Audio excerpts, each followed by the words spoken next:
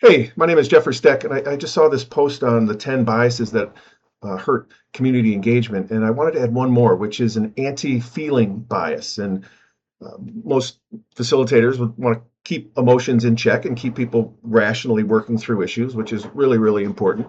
But there's an opportunity cost, I think, of avoiding people's emotions.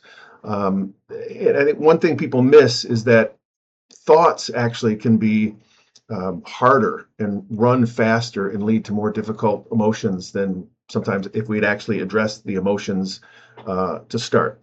So we get in these cycles of polarization, blaming each other in our hard thoughts.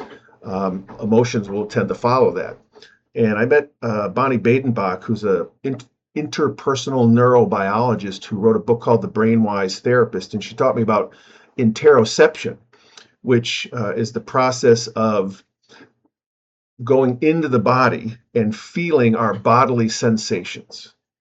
And so rather than having people talk, and I've been doing this in public meetings and in team retreats, rather than have people talk about their feelings, which leads them back into their head, which potentially leads them into blaming and all the hard, toxic thinking that then drives more emotion, Bonnie suggested go into their bodies, and I asked them to go into your body, feel what they're feeling in their chest, in their heart, in their stomach, in their gut. It's a little bit of a meditation, and just feel those senses, and then share those senses with a partner that's sitting knee to knee without a table between them.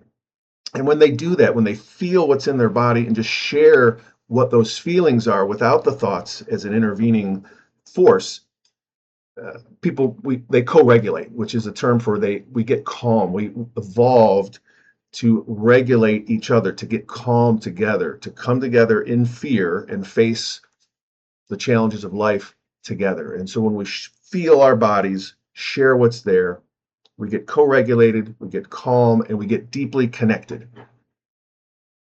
And that then leads to much better conversations because then we're all in it together.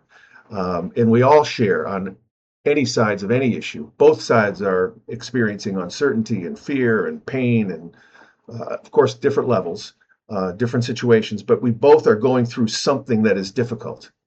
And so my hope is that we can add to our rational thinking and community engagement some interoceptive relating, where we share what's happening between us and with our feelings. Because if we can feel together, if we are free to feel together on this July 4th of our 250th anniversary, that's going to set us free, I think, from the cycle of polarization that our minds and our thinking sort of traps us in. So just a thought. Thank you for listening.